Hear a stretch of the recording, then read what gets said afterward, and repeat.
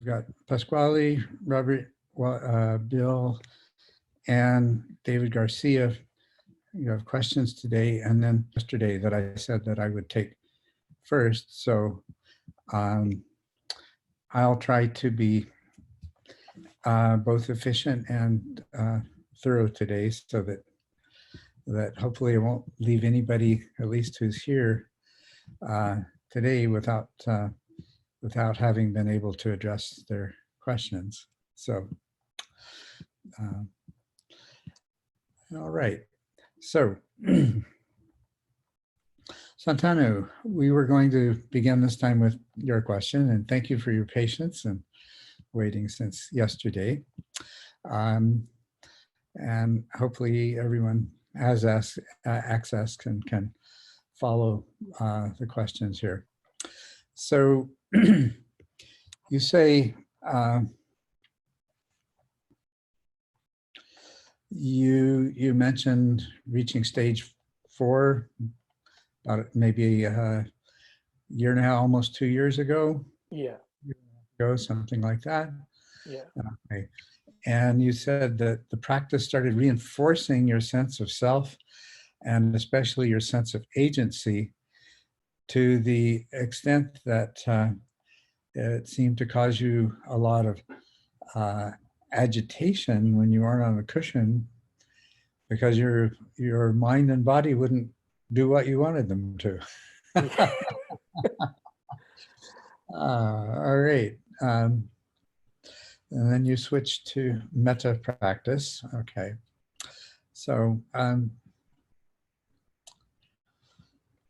now what you actually put as your question is why I got into the situation where I would be annoyed outside of my sitting. Right. But you said earlier, you said that that your sitting had the unintended side effect of being irritated outside of your sitting, even though the sittings were wonderful, because your mind and body would not respond to your intentions. And it actually it triggered some sort of panic reaction. Right. Okay, really. This is very, very interesting for me to try to examine here, because of course one of the things that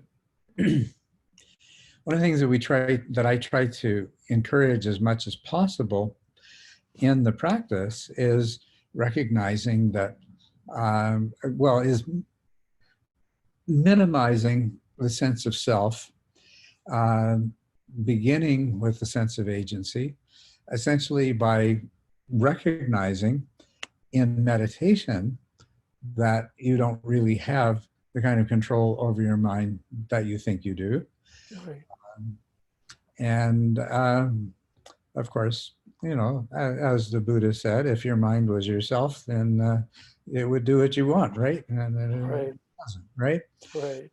So this is part of how we recognize that. That's part of how we begin to get that deep intuitive understanding that the illusion of a self that's in charge and doing things is false. But because your meditation was successful in that, I'm putting words in your mouth here and you can correct me, please feel that. So you sit in meditation and you would hold the intention for the practice that was appropriate for the stage you were at to take place. Yeah. And your mind was well behaved, and your attention did what you wanted it to. And and so, although you weren't caught in the place so many people are, in the sense of I'm doing this and my mind's not doing what I want, so I just have to strive harder. Instead, your mind was doing what you intended it to do, without any sort of anything other than the intention. So basically, instead of having the effect of weakening the sense of there really being an agency, it seems to have concentrated the sense of agency in whoever or whatever those intentions originated in. Exactly. Yes. Right. Yeah. And then, of course, we talk about this uh, quite a bit in stage 1, 2, and stage two in particular, but you get some sense of this in the first interlude on attention and awareness. But what we explicitly state in stage 1 and the mind system model is that your mind is many parts. And so when you have the experience that you form an intention and that intention gets acted upon, what is really the story that you're telling is that I formed this intention and my mind is doing what I want it to. Exactly. What really happened is that there was a sufficient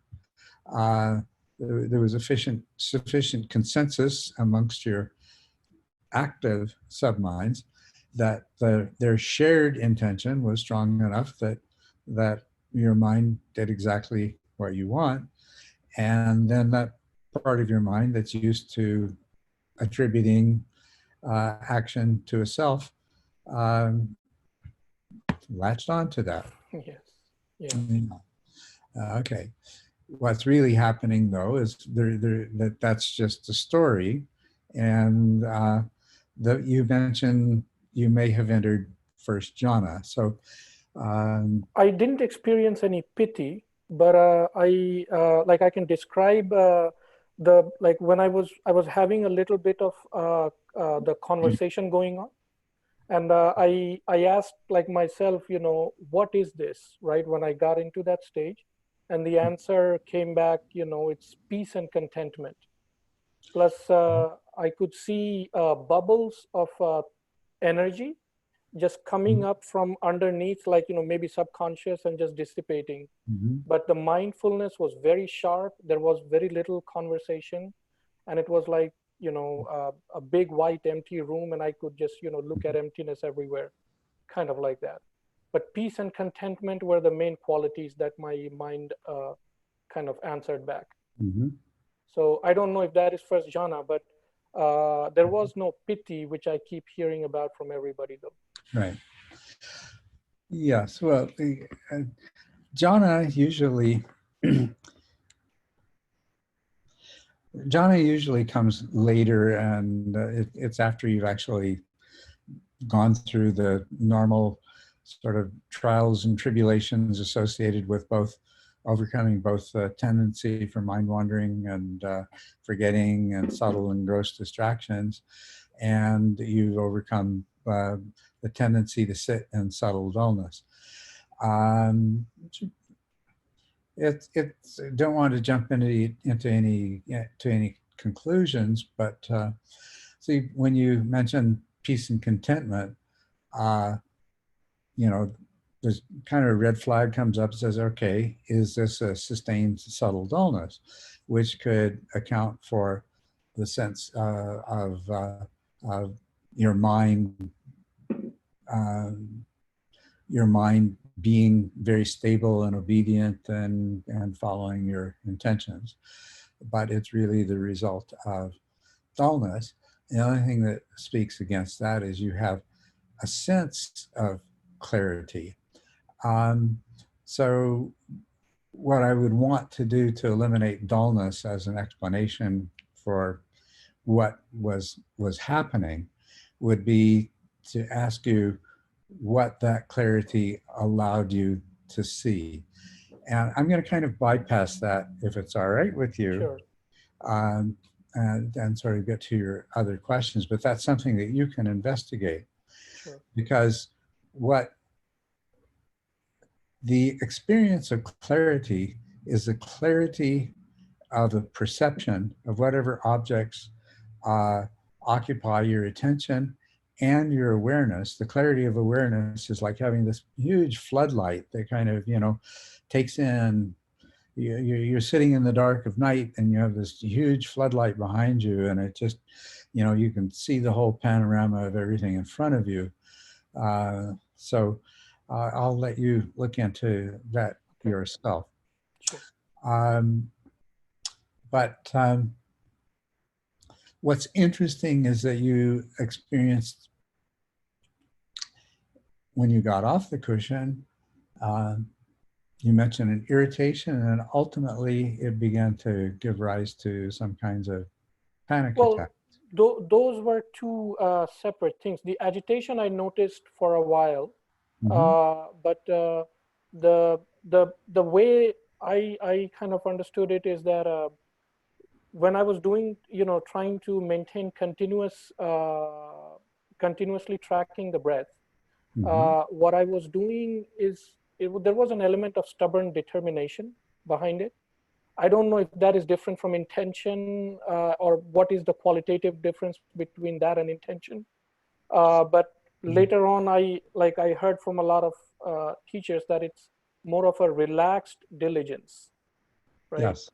But I think I may have used the determination a little bit too much. And, like whenever the breath would go away, I would, bring it right back. And, I mean, so that kind of reinforced the idea that there is some sense of agency inside that can force this tracking to get better and better over time. But after that, there was some like a doctor's visit, and she said something, even though it didn't turn out to be a big deal. But so she said something, and the mind started I started to get a little bit of palpitation, right? So in order to deal with that, I wanted to investigate that, and whatever little I saw on YouTube is just stay with it. The problem is it went into some kind of a reinforcement that really increased it significantly. I had to back out of that, and I had to spend time doing metta. Like sometimes I'd just wake up at 2, 3 in the night and just do metta or walking meditation. But now it's it's much better, and that whole idea of a self or agency is completely, not completely, but I mean it's how illusory it is or how deceptive it is. I got to see that firsthand. So that's where the panic attacks or the palpitations kind of came from. But the agitation was always there. Like when I would get up from the meditation, it just felt like I wanted to go back. Like I didn't want to talk to people or interact with them. I just wanted to go back to that, doing meditation more. So those are like the two different kind of problems that I kind of ran into. Okay. Yes. Well, yeah. What I most inclined to recommend that you do is just basically go back to stage one. Spend time doing the 4-step transition, and then from that, you've done spend time doing the 4-step transition. You're really clear on the distinction between attention and awareness, and even to whatever degree that there may or may not be any dullness in that. But then when you get to you finish the counting, you're now following the breath. Right. Okay, so just follow those instructions and be on guard against any kind of striving. And the forming of attentions it's a gentle thing. If you intend to raise your arm, it's hard to it would be only if somebody was trying to hold your arm down that there would be some sort of stubborn, that agency, right. strong thing there. Yeah. And so try to just do the practice, whether you experience forgetting and mind wandering or not. If not, then do the practice with gross and subtle distractions, but and pain as it arises.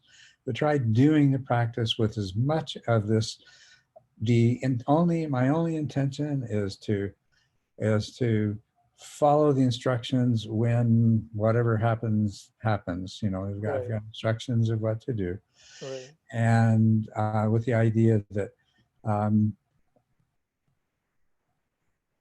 you want them to become habitual. It's like you do something on purpose a few times, and then it becomes a habit, and it happens right, naturally. So that's where right, you're going for. So right, you're approaching it gently and easily to begin with, and then it becomes easier and gentler, and has less and less to do with you in any sense of agency.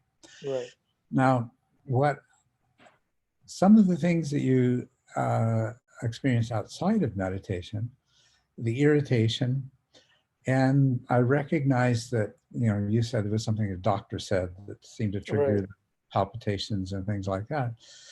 But both of those things, what they have in common that strikes me is that they're both emotionally charged to some degree.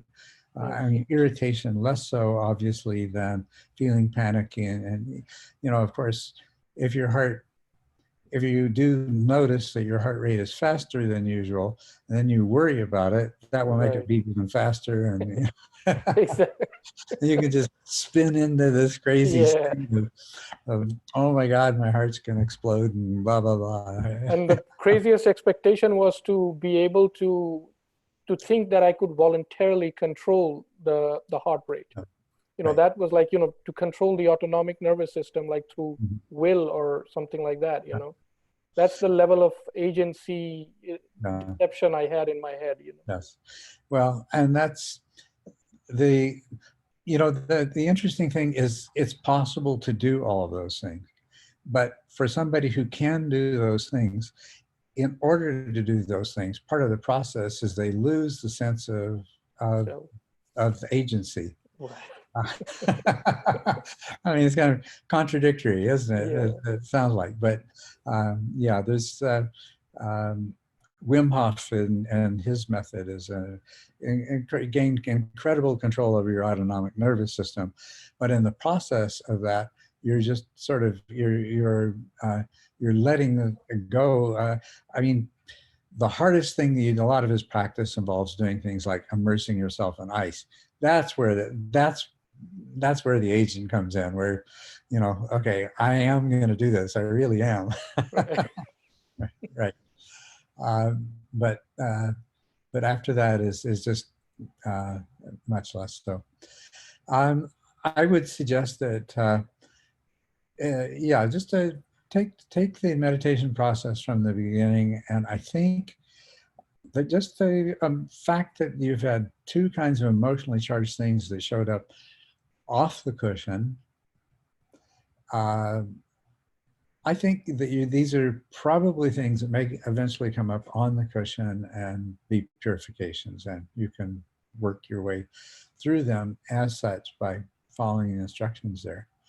And so that'd be my main suggestion as far as that goes. Also, when people are having difficult, they're having psycho-emotional trauma arising, one of the best things that they can do for that is a meditation, and that you were drawn to that. That's perfectly fine. Right. The other question, I mean, a lot of this we'd have to get into an in-depth meditation interview with you, and that's not what everybody else is here for. Sure. The other part of your question is you asked if it's possible to achieve insight doing meditation. I think you put it the other way around. Is it true that you can't achieve insight? Right. Right. Well, you can achieve insight anytime, anywhere, doing almost anything. But there, of course, it's creating the causes and conditions for that. An important part of the causes and conditions is training your mind. Now, if you're to the degree that you have very powerful metacognitive awareness, which is basically sati sampajana, and to the degree that you have trained your attention so that you can put it so that it will be guided by that metacognitive introspective awareness. Your attention will be guided by that, and that attention, wherever it rests, will have that penetrating power of vipassana. Then there's unlimited number of situations in which you can achieve insight. Insight opportunities do exist within the practice of metta meditation. Okay. You know,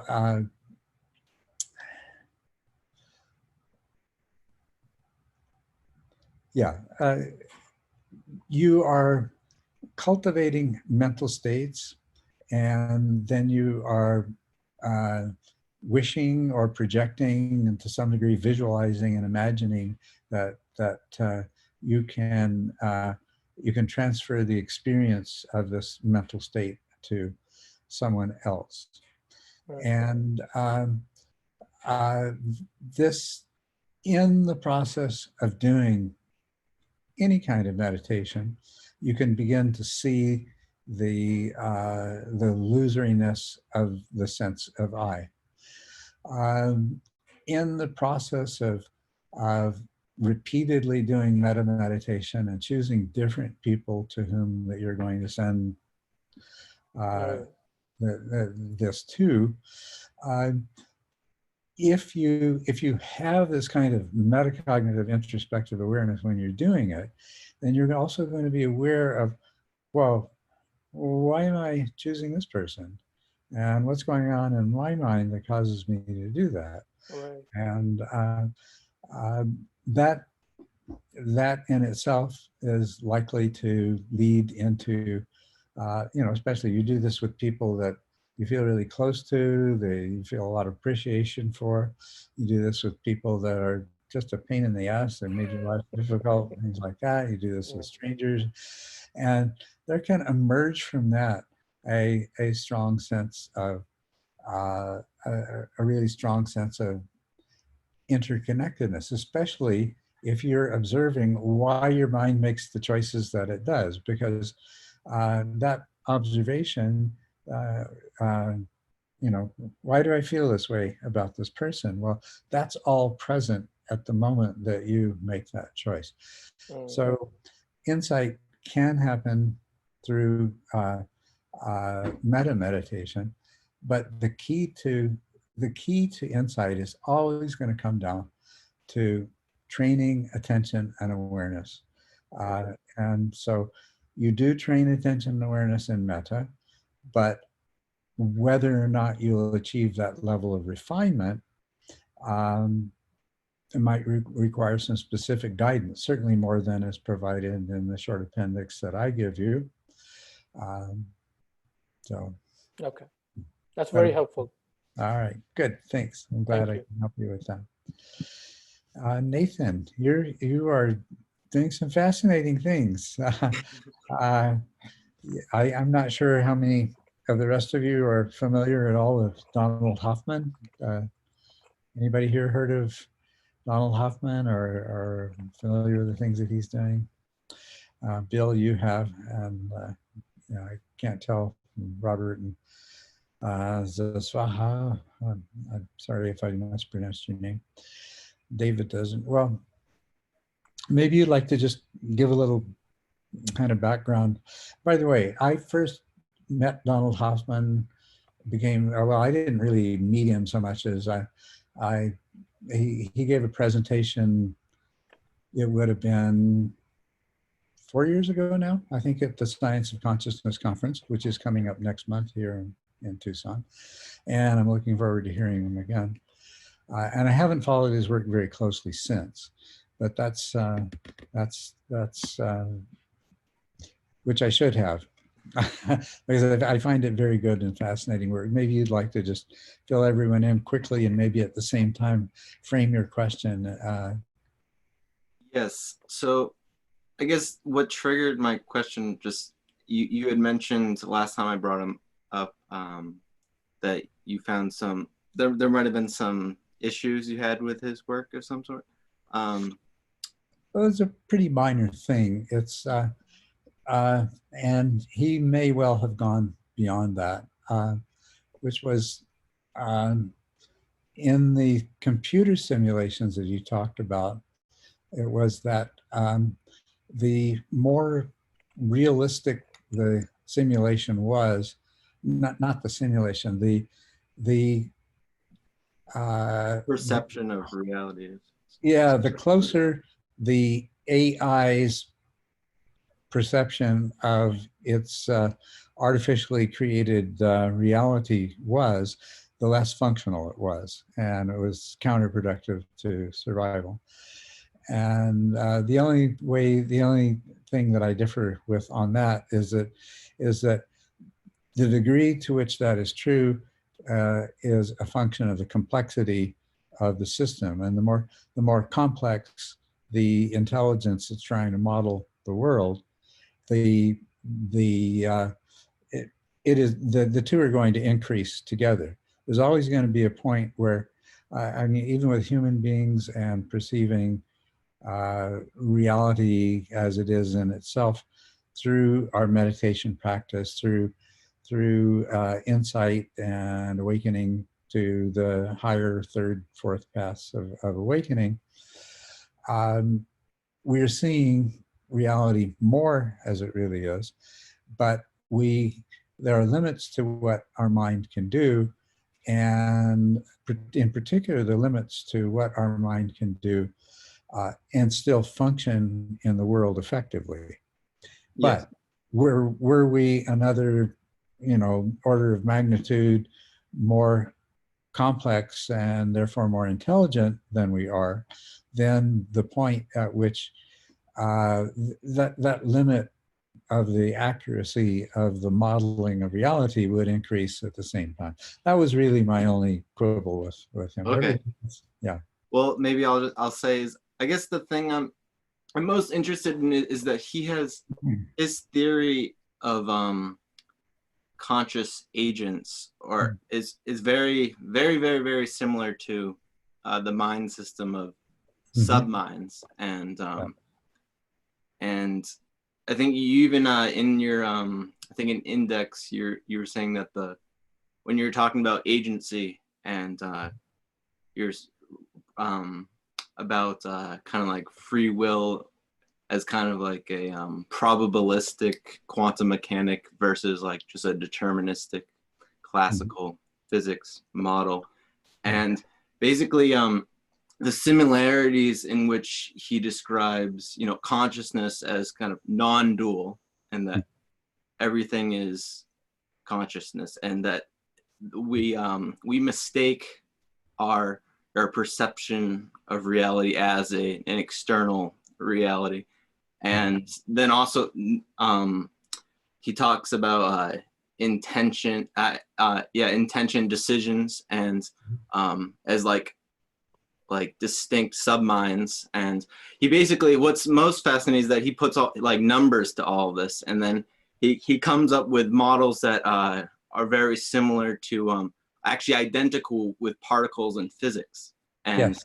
And so he's creating like a very precise mathematical model of consciousness. And what my mind goes to is, well, if we can have such a precise model of consciousness, and we could then apply this to a model of awakening, and then apply that to pretty much many different scales of the mind to create some kind of neurofeedback system that helps lead someone through awakening, or even like seeing all of society as conscious agents, and what patterns can we kind of move this network towards that's more conducive to awakening. And so I feel like a marriage of the mind system in this. Right. Yes. And yes, that's what I see in that too. And the fact that he was able to reduce this to a mathematical equation, Yeah. that is there's a certain elegance and beauty in that I find very, very appealing. And so, yes, and I agree with that. I agree with the potential of that as well. You talk about, you mentioned neurofeedback, and of course the limitations of neurofeedback are the primary limitation we have is we don't really know what the mind-brain is doing. The earliest and most primitive form of neurofeedback was to just recognize that certain EEG frequencies were associated with certain mental states, and then we would just try to induce those mental states through positive reward whenever the mind began to enter into that frequency. And but of course we were just guessing as to what the significance was of any one of those particular frequencies. And of course, since then, even neurofeedback has gone much, much further than that.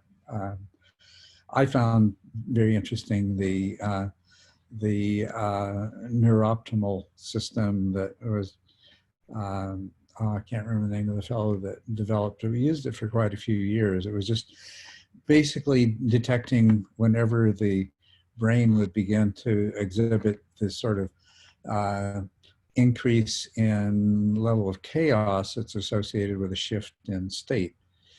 But if we can understand this in mathematical terms, then we can analyze whatever measures of brain functions that we have available, which are now, they go beyond the 128 electrode EEG to, we're on the verge of being able to have a sort of infrared equivalent of fMRI that's much more high resolution and real time and things like that. So if we can begin to mathematically model things like awareness and attention as forms of consciousness, then of course we could design feedback systems that would more specifically reinforce that. And I do find that tremendously interesting and exciting. I'm not sure if I have anything more to contribute than my interest and excitement at this point. I don't know if your background is mathematics or neuroscience. Well, I'm getting into, I guess my mission right now is basically the take this as far as I can, because so like I'm going to be going to school this fall for computer science, and what detects the in neurofeedback, like what filters out attention and awareness is these algorithms in machine learning and artificial intelligence. And I see, in terms of like getting as many people involved as possible and like as quickly as possible, if you could incorporate all that into a game, and then like there's billions of people playing games these days. So the theory is that that would be like the avenue to, if that could be incorporated skillfully enough. So that sounds like a wonderful and fascinating idea, and yeah, I can't wait to see how it turns out. So, yeah, great. Thank you. And also, like I say, I'm looking forward to the Science of Consciousness conference. I don't know if you're planning to attend or not, but if you are, get in touch with me and we might be able to meet up there or something. So. It's when you really piqued my attention when you said that. It's I can look it up. Yeah, you can look it up. It's coming on soon though. We're already past the middle of February, and I think it's mid or late March that it's happening. So. Okay. And also, in your upcoming books, I just a part of my idea is that what you're going to be discussing is going to be helpful in the work I'm trying to do. And because you had mentioned about using systems theory and just there's various things that in your explanation of the Four Noble Truths, and I'm just curious how that might relate to all this. Yes, I'm really looking forward to having time to get all that stuff together and get it out there and start getting some feedback from other people on it. But I found general systems theory to be such a rich and illuminating topic, and there is of course a lot of convergence of very interesting things like the mathematics of chaos and the behavior of complex dynamic systems,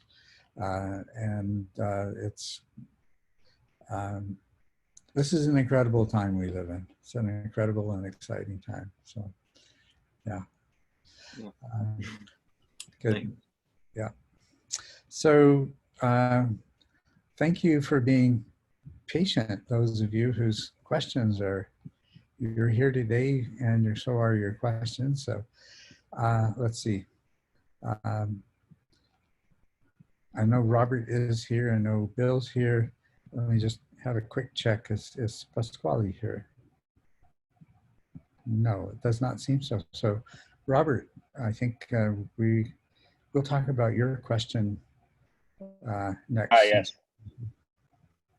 All right. So,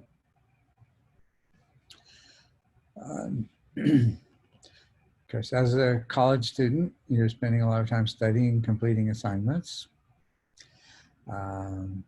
looking to improve concentration.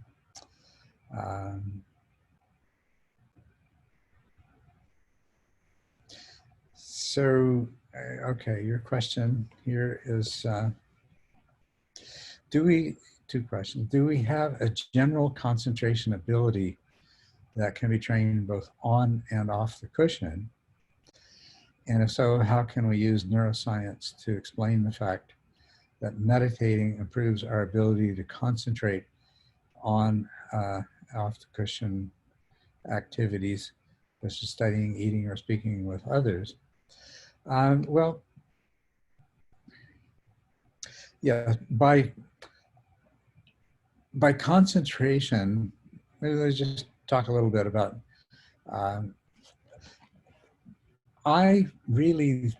you'll notice that I avoid using the word concentration very often, Robert. And that is because of the associations that we have with, first of all, what we refer to as concentration does mean that you stabilize your attention to the degree that you focus on what it is that you're studying or what it is that you're working on. But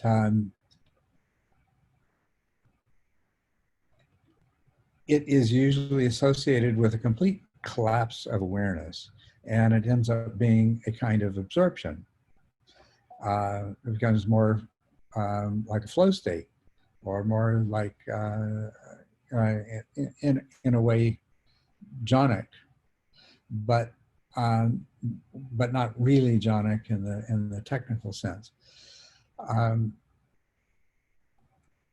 We do naturally have, well, attention is a very powerful faculty. We don't have the degree of control over it that we potentially could have and should have. And attention is basically a high intensity spotlight that is really being passed around in the dark, right? Where awareness comes in, it's the corresponding floodlight that allows you to see enough of what's there to know where it's best to focus attention. Right. And so, yeah, there's a tremendous value in focused attention. There's an even greater value in focused attention that is accompanied by powerful awareness. And you will have experienced that in your studies. You can be focused on what you're studying, but you can lack the awareness to be able to discern where what you're focusing on fits in with the larger context of the subject, of you know, the topic, the chapter, and the subject. And it's this kind of concentration it's very beneficial if the kind of learning you're doing is more of a rote memorization and regurgitation and things like that. If it involves a larger understanding of your subject matter, then it's not a good kind of concentration, because you'd want it to be accompanied by strong awareness as well. Now that you can then utilize that awareness so that what you concentrate on, the amount of time you spend focusing on analyzing or evaluating any particular aspect of what you're studying, becomes far more appropriate to the larger picture. So, but we have this natural ability to do this, but it takes extra work to bring that under control, because otherwise your attention, the problem with trying to study or doing anything like that is after a while, this gets boring, or sufficiently boring to the mind that it's looking for something more interesting, another thought. You begin to become more distractible, sounds and things like this, because your mind's just simply tired of focusing your attention on the same thing all the time. Well, attention is trainable.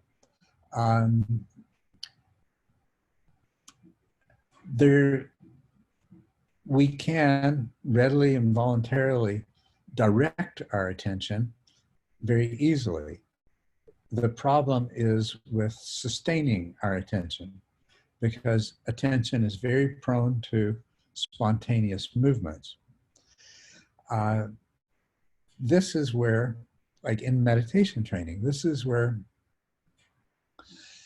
awareness comes in. As your awareness increases in meditation, those other things that might keep drawing your attention away, either to the extent of causing you to forget your meditation object, or just to the extent that your attention is alternating back and forth with them and they are a distraction in the background, which of course, if they get enough attention, they will cause you to forget the meditation object. But this, what awareness does is two things. First of all, you become aware when your attention is not doing what you intend it to do. It's not, your attention is not, for example, following the sequence of sensations that arise and pass away as you breathe. Instead, you're thinking about what you're going to have for supper, or something that happened yesterday, or things like that. Awareness gives you that kind of ability to detect the movements of attention and correct for them. The other thing awareness does, the reason that attention tends to move is because we are awareness deficit.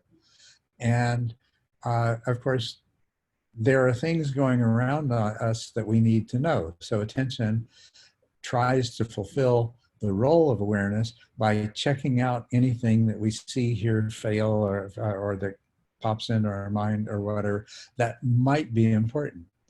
When you develop awareness, awareness can fulfill that need.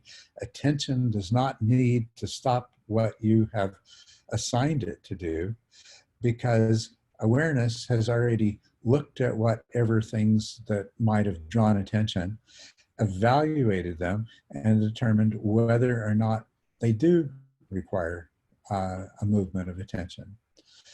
And of course, if they do, then you can respond with attention. So you've lost nothing. but what you've gained is enormous. You have the ability to use attention far more effectively, and you have the ability to still have the larger holistic context of whatever it is that who you are and what you're doing and why you're doing it is an ongoing part of your experience. And it doesn't matter when we get off the cushion after having trained ourselves to do this. This is going to serve us very, very well in so many different ways, whether we're studying or eating or having a conversation. Eating is one of the things that, as we're learning to train our attention, that's one of the practices that we'll do. Walking meditation is where you're actually out there walking from point A to B or back again. But you are also keeping your attention focused on the sensations in your feet as you walk, while you're enjoying this much expanded awareness of everything else that's going on around and within you.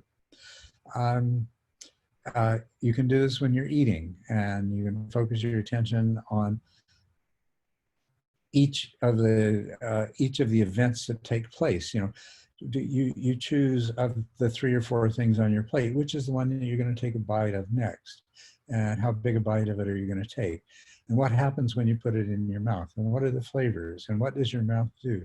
Well, you chew it. It gradually becomes liquid. As it becomes more liquid, it moves towards the back of your mouth. It moves toward the back of your mouth. It triggers a reflex, and you swallow it. And then as you swallow it, that particular flavor you're enjoying disappears, and there arises this impulse to reach out and take another bite. You get to actually see that going on in real time, and you can analyze it if you want. Now, that's still just an exercise training attention. Now let's carry it over to when you're having a conversation with somebody, especially, let's say you're talking to somebody about something that has some significance, some emotional significance. It's something that's important. It's with someone that's important. You maintain that context. You know what you're saying. You know what the other person is saying. This metacognitive awareness that you've developed allows you also to know why you are saying what you are saying. In other words, what's motivating it. And it gives you the opportunity to evaluate, is saying this what is most likely to produce the result I want? Because, as you know, very often we'll get, especially when there's emotions involved, we will say things that produce just the opposite effect of what we're looking for, right? The other thing is context. Always never forgetting the context. If the person you're talking to is your partner, spouse, your supervisor, something like that, there are certain kinds of things that are not appropriate to say in that context. Yet we say things like that all the time because we don't have the ability to always remember the context. And we say things that we subsequently regret. So this all has tremendous benefit. There are different, attention and awareness are 2 different faculties of consciousness. They're 2 different forms that consciousness takes. They're processed, information is processed in very different parts of the brain to produce the experience of attention and awareness. And they're complementary to each other. But because of the power of attention to deconstruct things and to synthesize things, we've become the dominant species on the planet, but we've also become one of the most unaware species on the planet. And so we're correcting for that. And yes, neuroscience is starting to be able to explain more and more how this actually happens. What are the changes that are taking place? But long before there even existed neuroscience, people were experiencing directly the beneficial effects that have of increasing your mental power to the degree that you can use the analytical capacities of attention while at the same time utilizing this much larger holistic and contextual and non-egocentric faculty of awareness. They're very complementary to each other. As a matter of fact, their proper relationship is awareness should be controlling and directing the activities of attention. What happens in the world is just the opposite, and we would live in a very different world if we were to make that kind of a shift. So if you're interested in more of that, I highly recommend the Master and His Emissary by Ian McGilchrist. Has some fascinating things there that are directly related to meditation and attention and awareness. So am I getting at any of the things that you're asking about here? Yeah, that was really helpful. I definitely should have rephrased my question to kind of talk about it in terms of like stabilized attention.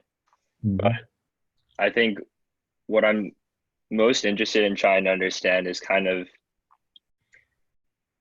I guess if you look at like some other skill someone was trying to develop, I think some people have argued that if you train a skill in one context, the improvements in that skill in that one context don't always carry over to trying to apply that skill in another context. So I'm just very interested in understanding how this optimal interaction between attention and awareness that we develop in meditation, how we're able to carry that over into non-meditation contexts. Right. Well, we're talking about developing different faculties, and we're also talking about at the same time learning to use them together. So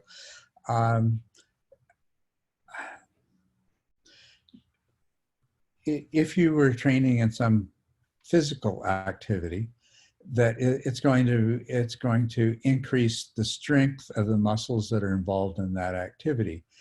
If at the same time that activity, performing that activity also requires you to develop improved balance and coordination, then that faculty of balance, and you're always going to have, whether you're doing that activity or not, you're going to have improved balance and coordination.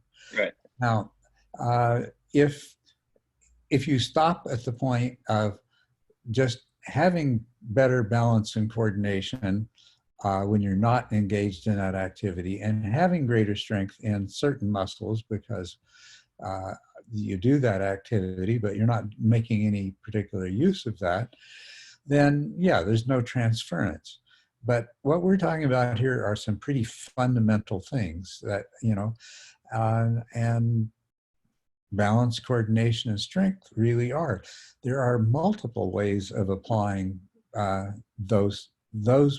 If you develop, now you may develop them in the context of doing one particular thing, but you have the strength that you've developed and the balance and coordination you've developed can be applied to all kinds of other things. The only thing you need to do is to apply it.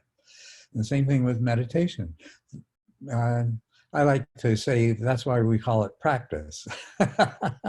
Because it's when we get off the cushion and we apply the same things in the world that now it becomes really much more meaningful and much more significant. Mm-hmm. Yeah, thank you. That was really helpful. Yeah. And what I've tried to do in the Mind Illuminated is to lay out really clearly the steps along with an explanation of why it makes sense to do this particular step before that step. And in terms of the bigger picture, what does each one of these steps contribute to the whole? So Yeah. Thank you. So if you follow the mind illuminated, you would develop extremely powerful concentration. But what it will consist of is more than just developing the kind of concentration that you might have as a student, or maybe as an an airport traffic controller has great concentration, but it's pretty limited. So what you're going to do is you're going to develop stable attention that will go, either you can place anywhere you want and it'll stay there as long as you want or need it to. It's guided by a very powerful metacognitive introspective awareness. Not only that, when you place that attention on something, it is going to exhibit a quality that's called vipassana, which is seeing beyond the superficial, seeing beyond what you expect to see, seeing what's really there rather than what your mind has come to expect. If you are meditating on the sensations of the breath, you will at some point, well, when you begin, you know, what you're meditating, there's this thing called your nose, and you're feeling air moving in and out and things like that. These are all complex concepts. What's really happening, you'll get to a certain point where all of a sudden you realize all that's really happening is that there's a series of different sensations being transmitted from a particular part of your body to your brain. And this whole thing of nose and air and in and out and everything else is a story that your mind has made up to explain those experiences. That's all. It's just a story. And it's a story that works and that you had beforehand. When you begin to apply that same set of abilities to other phenomena, then you start to see a reality of things beyond a kind of storytelling that has been really getting in your way. The story of having a nose and air and there being in and out and things like that, that story is not problematic. That's pretty functional. But most of the stories we tell ourselves, about the world, about other people, tend to be more harmful than beneficial. At the very least, they tend to be, you know, if we go back to Donald Hoffman, they tend to be a poorer simulation of the reality that really exists outside of our mind than we need. Right. Right? So that's where the benefit comes in. So, yeah. Okay. Thank you. You're welcome. You're very welcome. Bill, what obstacles do you think that we have to overcome in order Pasquale is here now. What's that? Oh, hello. Pasquale. Great. Okay. Let's look at your question here. Hi. So sorry I'm late. my life's a mess. So yeah, well, life's like that. That's all right. It's good to have you here. Wonderful. Yeah, thank you. It's pleasure you have this. It's fantastic. Well, thank you. I'm glad that you feel that way and glad to have you here. So so you've been practicing Tibetan Lojong. Wonderful. You probably know a lot more about Lojong than I do from just judging by the things that you say here. Well, your questions can I explain how one would use the practice of Tonglen using your instructions in TMI? With the breath, one focuses on the sensations, whereas Tonglen, you use imagination and feelings of compassion. Well, yeah, maybe going ahead and reading the second part of your question too. You watched a teaching of mine on compassion in action. and did a meditation in which I had people try to recall a moment in their life where someone was kind to them or they did something out of love and recall a feeling in order to work with it. To my understanding, Tonglen can only be done with genuine attitude of compassion. Otherwise, it is only a technique, and you're finding it difficult to find ways of arousing compassion. Okay, so yeah, we'll put this all together, and how can we use the techniques that are described in The Mind Illuminated in order to help you to practice Tonglen more effectively? I think that's where you're getting at, right? Yeah, it's kind of like, because I just remember in your book, if I remember, you said that you can kind of apply the same sort of to virtually anything, and I found it was really interesting. So and, yes, it is. Now,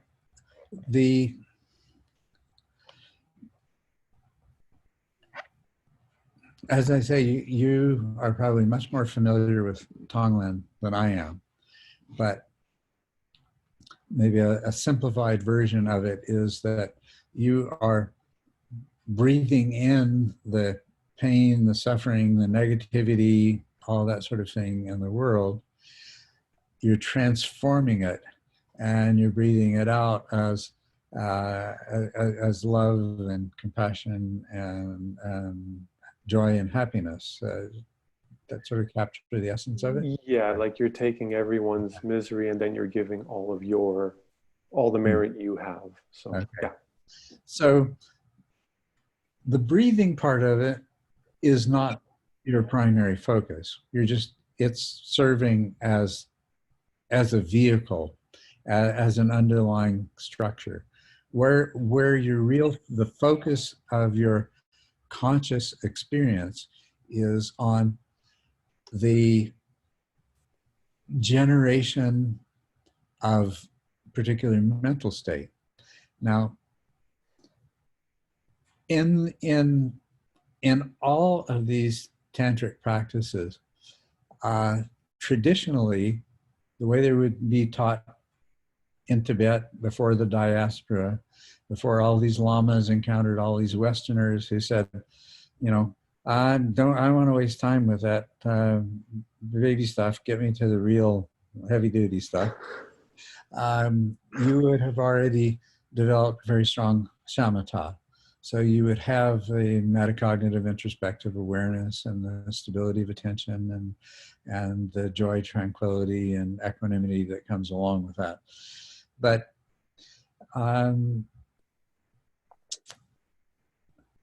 you still need that. But there's no reason why you can't actually develop those faculties as a part of the practice that you're doing.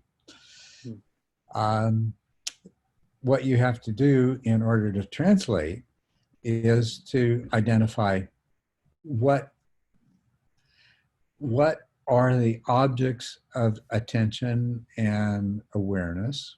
In other words, what is arising in your field of conscious awareness that is significant to the practice that you're doing. And I believe the answer to that is going to be the introspective awareness of the feeling tone and mental state that's associated with what you're doing with the practice, right? Okay. Yeah, right. And so let's just go to compassion. Your description there was kind of similar to what we do with a metta practice, and there's a lot of similarity there. With a metta practice, well, we deconstruct the mental state into its parts. One part is freedom from suffering, which is a feeling of just being at ease and comfortable, right? Of not needing something you don't have, not wanting to be free of something that you do have, but being content and fulfilled in the moment not suffering and not in pain. So this is one, and so you take that feeling as your object and you use any means that you can to elicit that as a real feeling. And one of the things you mentioned, that Tonglen won't work if you're just going through the motions. It won't work if you're verbalizing, if you're imagining, but you're not really feeling the feeling. You have to actually feel the feeling. And to do that, you can call on your memory, your imagination, anything you want, right? Likewise with being free from ill will. And this is one part I know of the Tonglen practice, is you're going to be being in the ill will that exists there in the world, and you're going to transmute it into its opposite, which is a feeling of peace, right? At ease, you know, you're not only at ease, but you're at peace with everything and everyone. There's no conflict anymore. You've dropped all of that, right? Yes. Yeah. Right. So you want to. Everyone's had that experience. We've had tastes of it. Sometimes we had bigger doses of it, smaller doses of it. But you know, we know what it is. We're after it. That is your object. So while you're doing the practice, something similar to mind wandering is going to happen. Mm-hmm. You're going to lose track of what it was you're actually supposed to be doing in the moment. Well, you can apply this, you know, you don't get upset with yourself. Instead, you say, oh, I kind of lost touch with who I was and where I was there for a moment, right? I went somewhere else. Yeah. So now I'm back though, and wow, I like this. This is how I want to be. This is how I want it to be. So then you go back to generating that feeling to you know, you're going to be developing your awareness, which is going to start to more and more automatically recognize when you're starting to slip away from what you intend to do, and it's going to bring you back to it. Mm-hmm. Right? So you can take all of the principles that are described there, and once you've managed to find the appropriate translation, and the appropriate translation from the one context to another is that rather than the sensations of the breath, you're looking at a kind of internal sensation that corresponds to a particular mental state. Mm-hmm. Okay. Right? That makes sense. Yeah. And you're engaging in a particular kind of activity of it.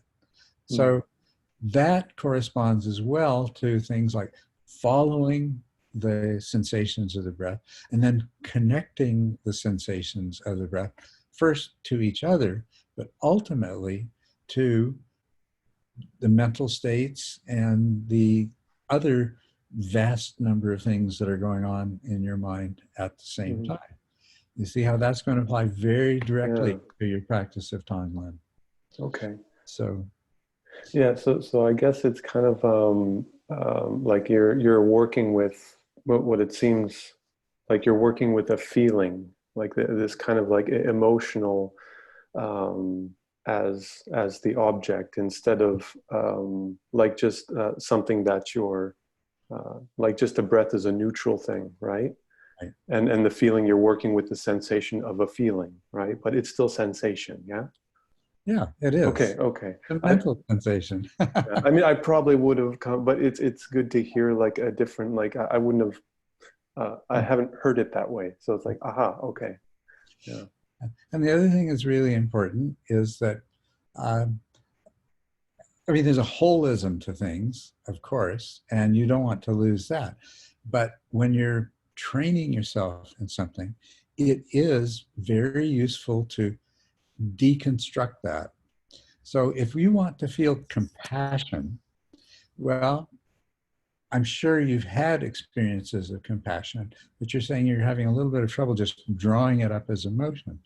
If you can deconstruct that, and first of all, where does it begin? It begins with something that we would call empathy, right? You you see what's happening with someone else. And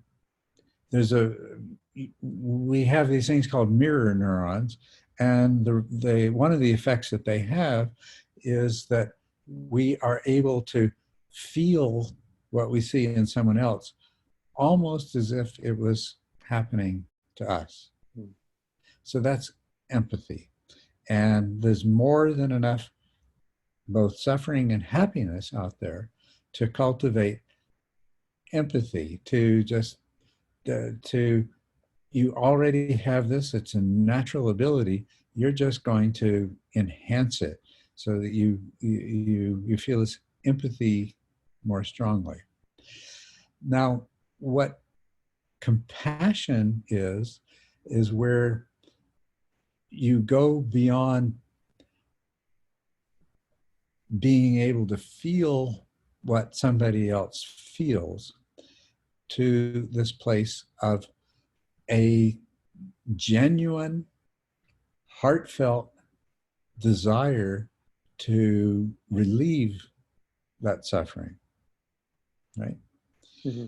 So now if it was your own suffering, that would come automatically with it, right?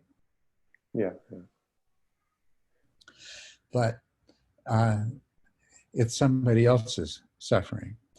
But what you are after is that wish to relieve the suffering. Now, what you need to bring with that, or otherwise it's going to backfire on you, is the wisdom, and it's just like it is with your own suffering, the wisdom to know when it's appropriate to do something, which leads to its own next question, which is, what is that appropriate thing? And when there's nothing you can do and you just need to accept it. Mm.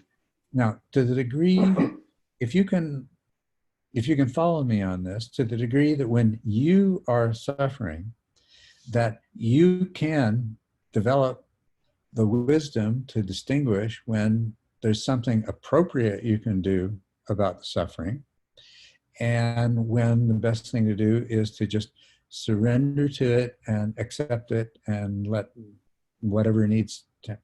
You need to apply that in the same way with with what somebody else is experiencing.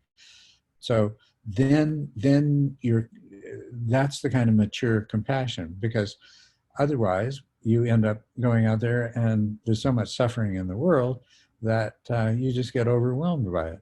And there's nothing you can do. There's so much of it. There's too much for you to do about it. And even in individual persons and individual sensations or situations, sometimes you can do something about it, but sometimes you can't. You've got to be able to discern. And then you also have to discern the right thing, because there's also unintended consequences.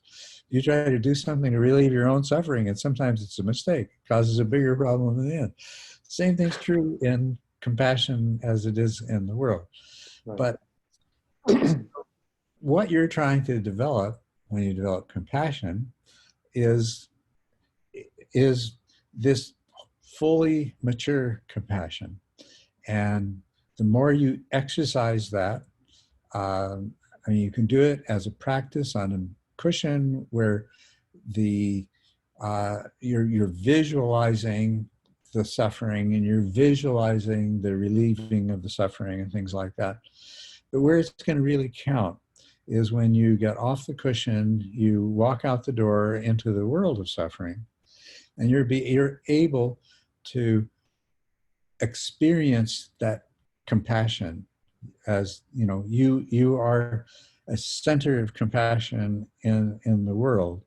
And then you can play whatever your role is to play in that world, to do what you can to reduce the suffering and increase the net total of suffering that there is in the world.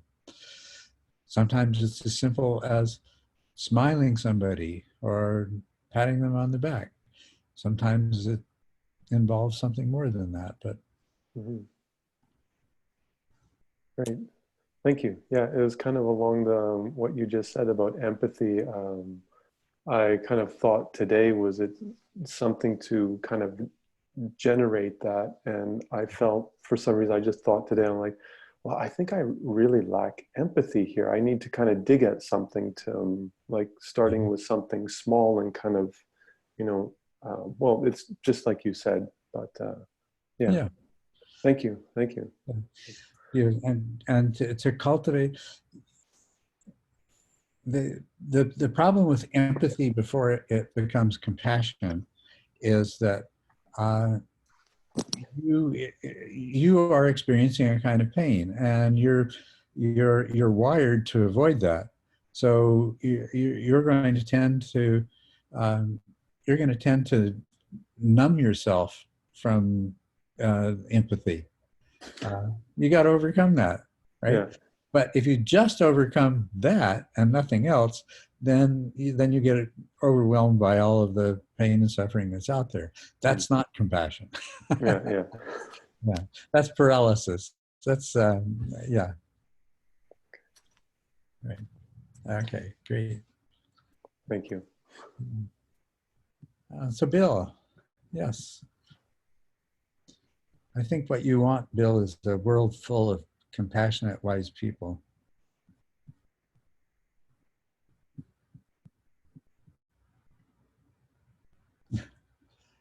Yeah, is that right? You're looking for a world of wise, compassionate people? Well, actually, I would just be happy if we don't end up bringing on our own extinction. Yeah, we're heading there pretty quickly, aren't we? Right. So, yeah. I mean, I realize. I mean, there's so many difficulties forming groups, Mm-hmm. and really, I've been involved with a number of nonprofit groups, and I've seen all sorts of groups develop, and groups they start out with a purpose or a certain wisdom, but then all of a sudden the life of the group becomes more important than the teaching. Mm-hmm. And I'm not sure how to deal with this. Mm-hmm. I mean, this is such a large question. I mean,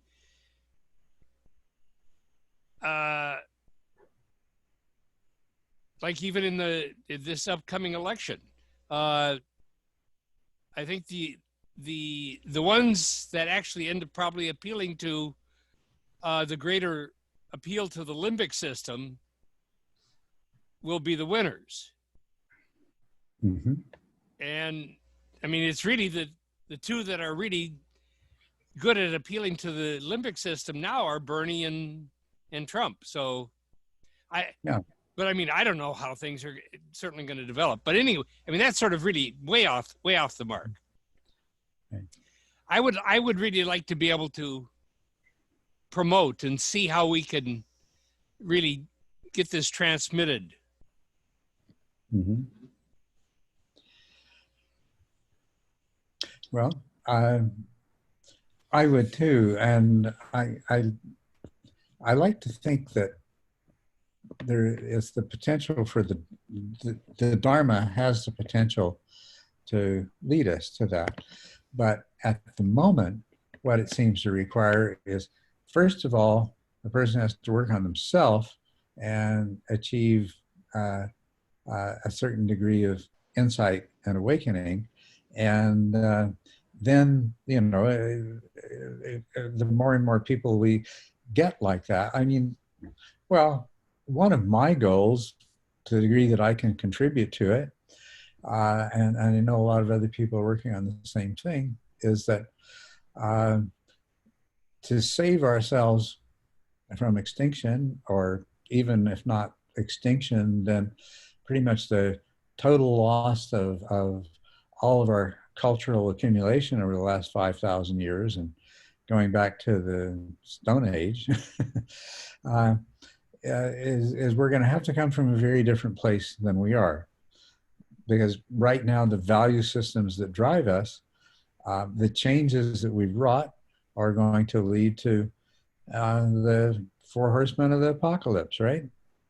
They're going to lead to all of those things which people are going to respond to by killing each other for resources instead of cooperating for survival. And it's an incredibly difficult problem. But if we could bring enough people to a certain degree of awakening, and then even a larger group of people to a certain degree of understanding of the Dharma, there is some tipping point.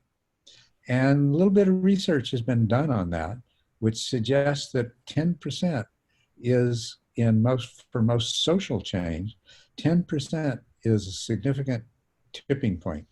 And there was a very recent example of that with the Tea Party, because there's never more than 10% of the US population that really supported the values of the Tea Party.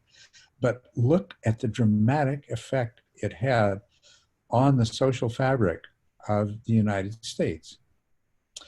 And the same thing could apply with the Dharma and awakening. If there were enough people who understood the Dharma, and if enough of them had already experienced insight and awakening, then that might be the tipping point where global cultural values would start to change in a way that would produce positive results. Right? So that's my save the world project and story. But I think you've acknowledged right at the beginning of what you said. One of the problems that exists is that in terms of our old imprinting that we behave on, is what we do is when we become part of a group, what we do is extend our ego identity in a particular way, which isn't really the way that we want to do that.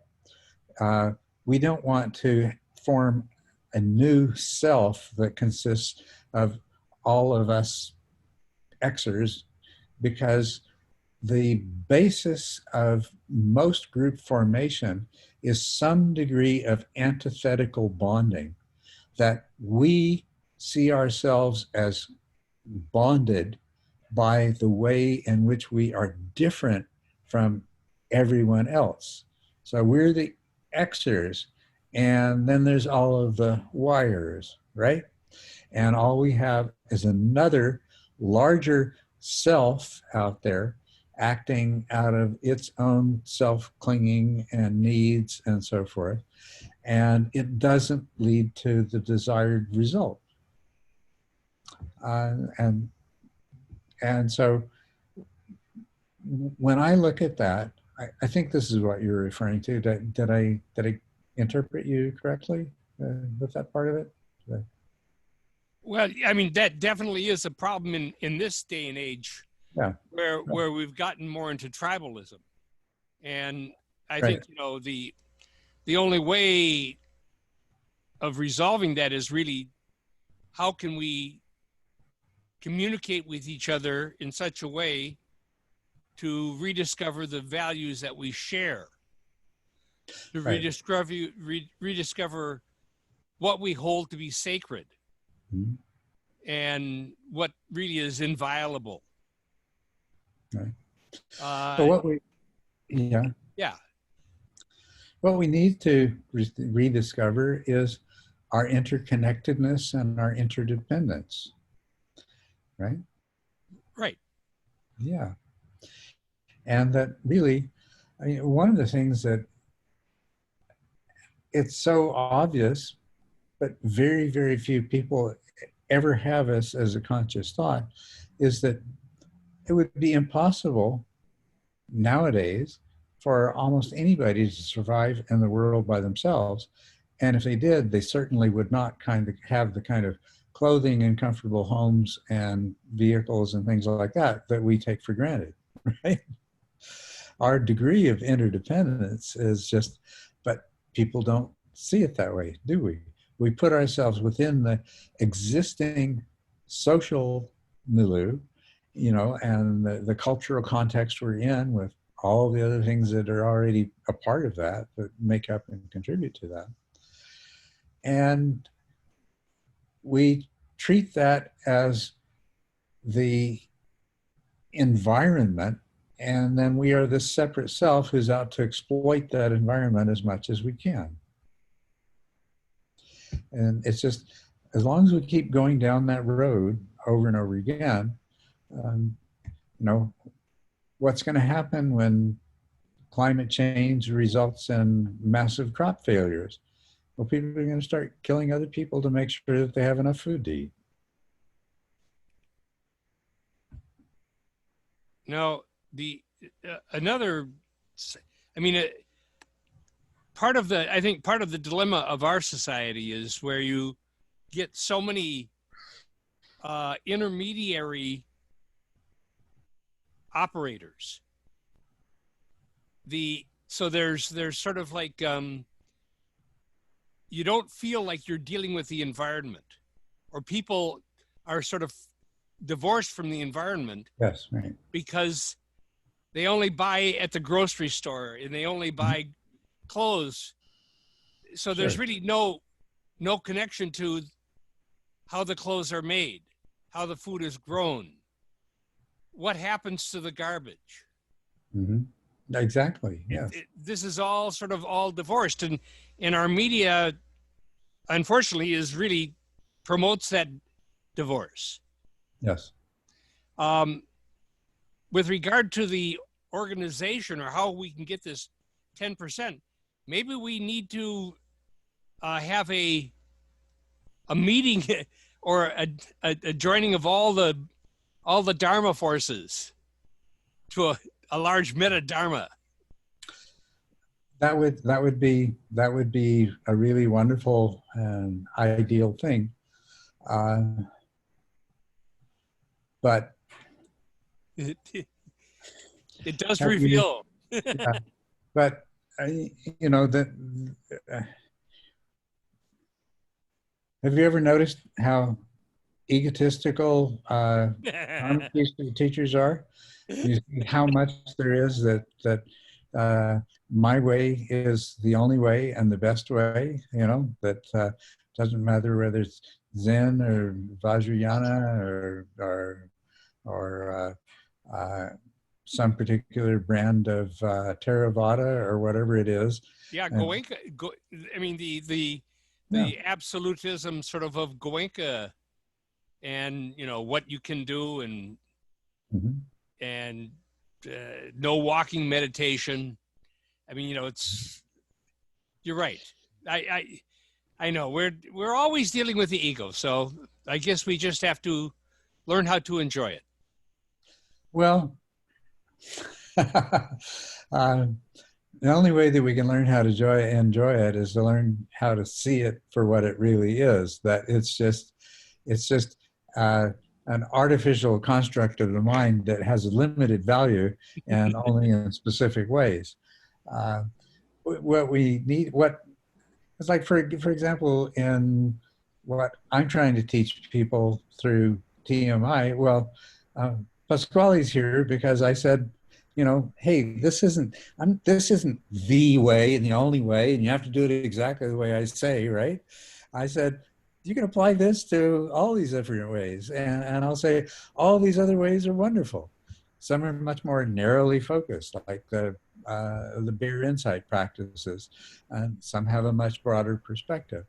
I'm trying to go for the broader perspective. I'm trying to go for the fact that we have all of these different traditions that have developed in geographical and cultural isolation from each other over hundreds and thousands of years. And now all of a sudden, all of this is available to everyone. So now we have the opportunity to take the fruits, the most valuable things from all of these different systems. If only we could just get away from this, you know, this is the best and only way, you know. And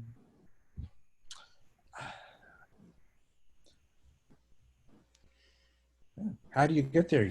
You would not expect I would not expect that this kind of attitude would be so prominent amongst Dharma teachers, but it is.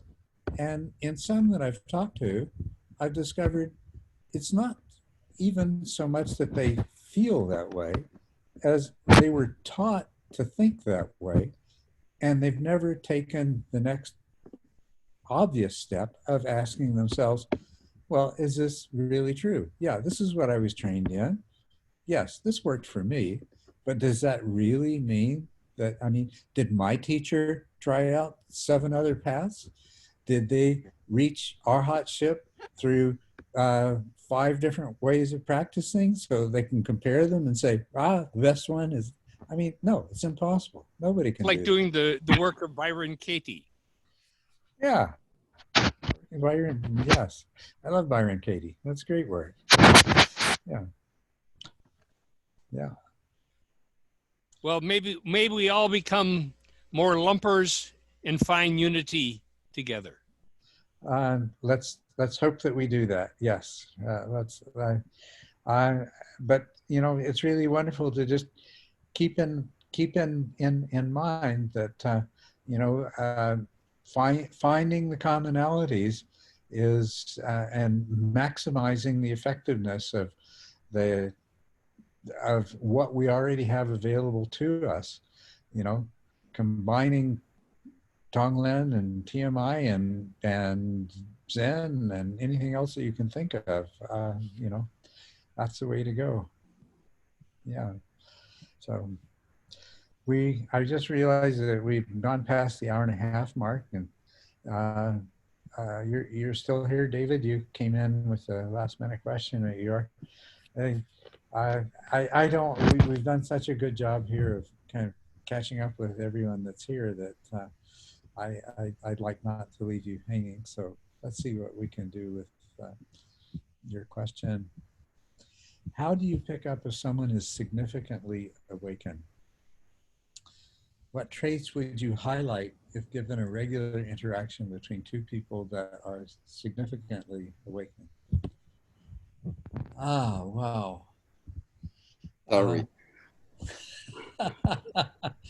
Well, what makes this difficult is that what makes this really challenging is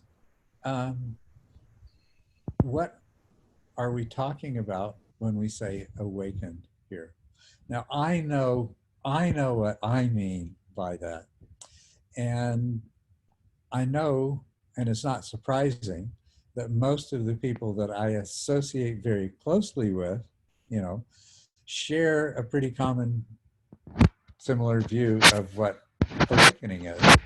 And of course, you know, but that doesn't necessarily mean that everybody does. But what's your definition then? But, well, my definition of awakening is that, and keep in mind that there are, according to my definition, which is the Buddha's definition, I tend to follow the Buddha much more closely than I do anybody else in this.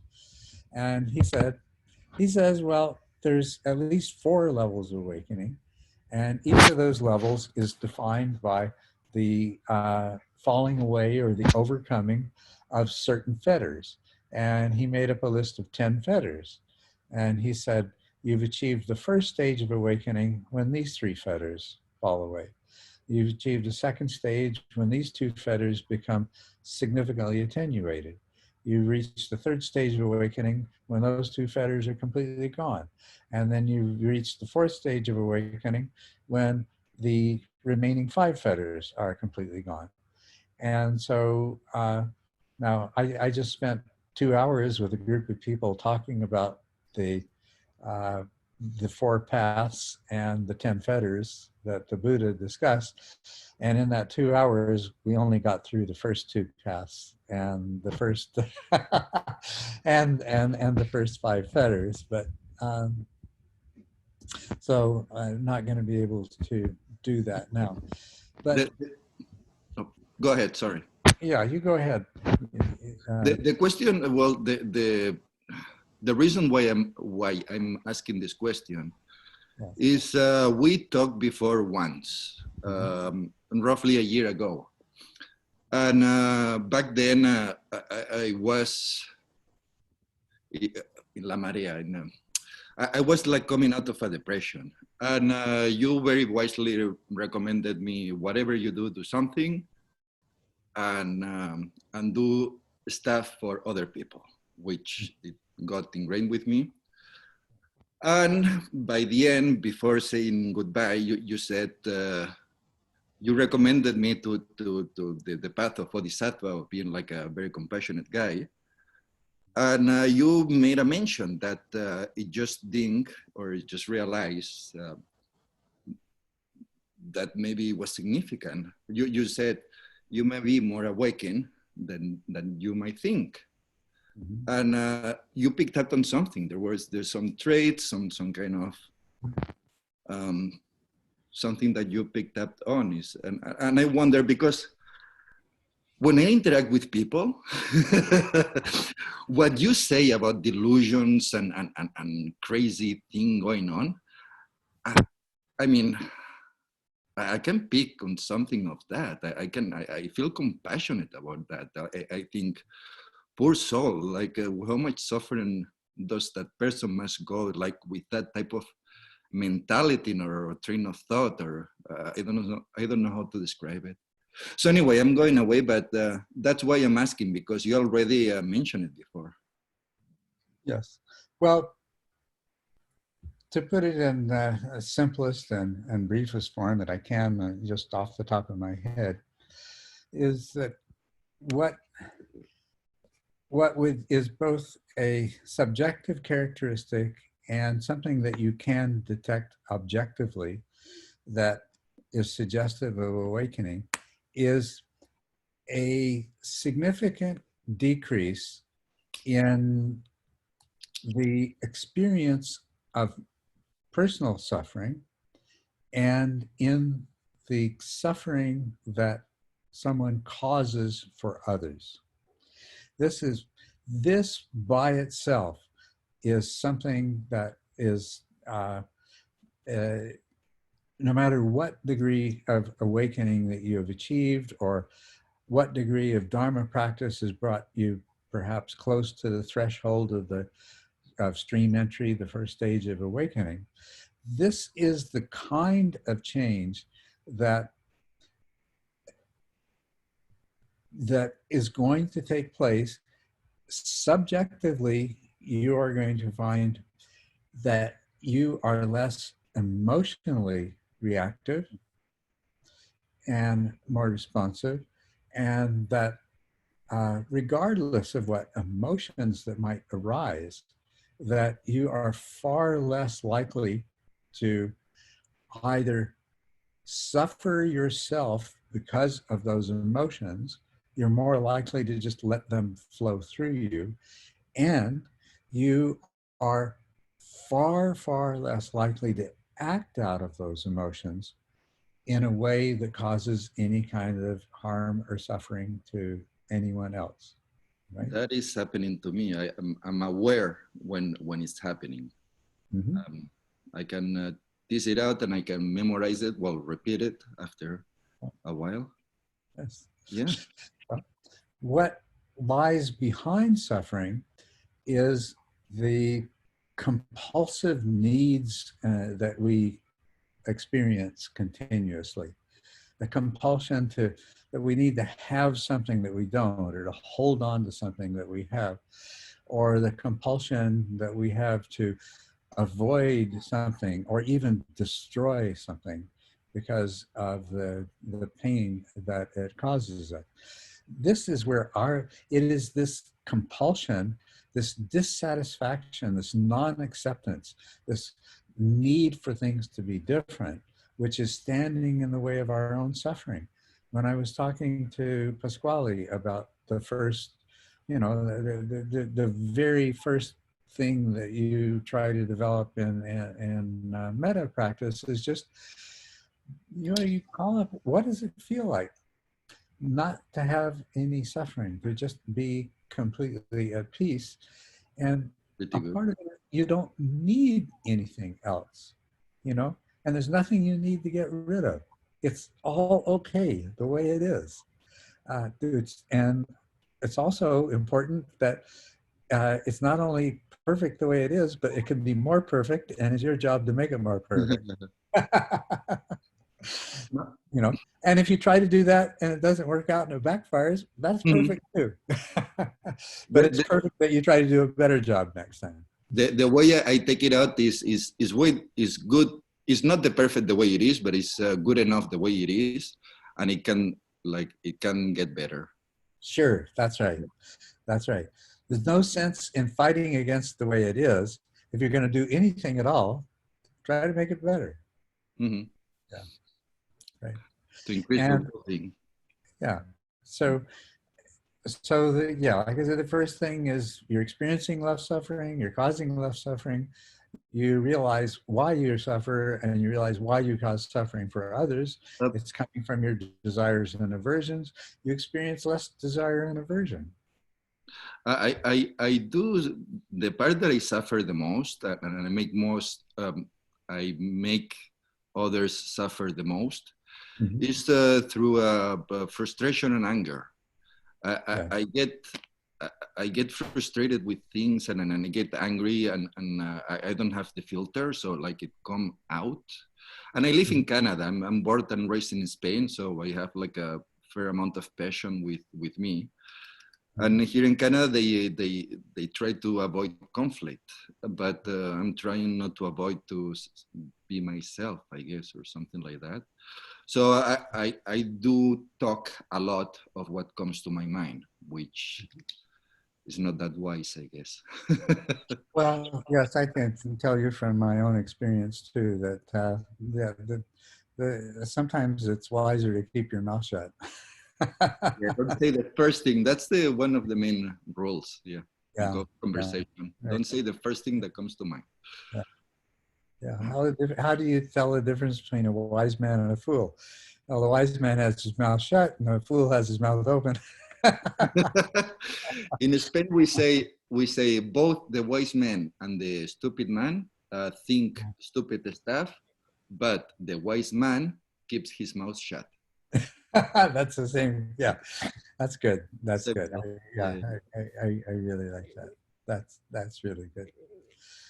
And to continue on this theme about what it's like to be awakened and what you would observe in somebody that's awakening, is there will be many different subtle signs of really understanding and appreciating the interconnectedness of everything, that nothing is really separate, that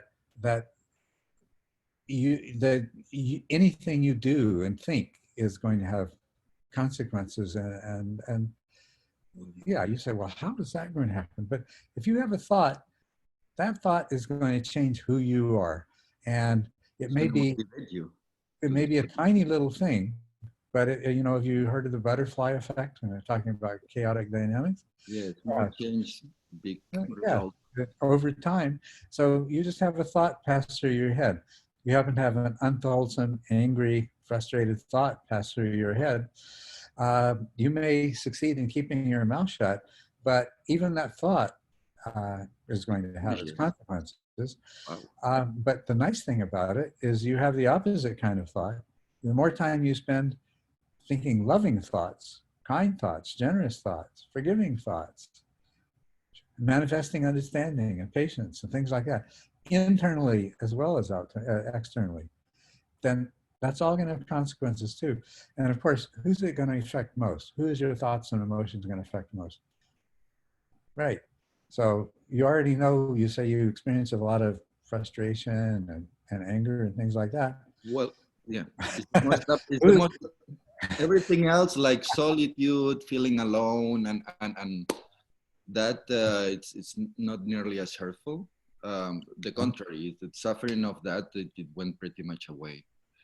But the most is trying to tell people, listen, like I see things one way, you see things the other way. Like look at what I'm saying is just common sense. But common sense is not that common. Oh, common sense is very rare. And what is really important is if you can see something, is not to tell somebody that, hey, you're seeing things wrong, this is the way it is, because that almost never works. Instead, it's finding some way to nudge them in the direction of seeing things differently. Yeah, but what does nudge in mean? How do you achieve that? How do you change that direction? Well, we're trying to pack a lot in a short period of time. So, okay, I'll just put it this way, that it's easier to achieve that through asking questions than by making statements, because you can ask questions, and if a person, and the question can just cause a person to look at something that they haven't looked at before, or else to cause them to look at something in a slightly different way than they have before. Question. That will have more effect than that you can talk and talk and talk. And I'm a fine one to be saying this because I talk and talk and talk, and I probably should. But yeah, if you want to influence people, then they basically have to think it's their idea and their discovery. Mm-hmm. I know that one. Yeah. Okay. Okay. Well, I think I think it's been wonderful and fun, and thank you. Thank you. So until next time. Thank you, Culadasa. Thank you. Thank you, Culadasa.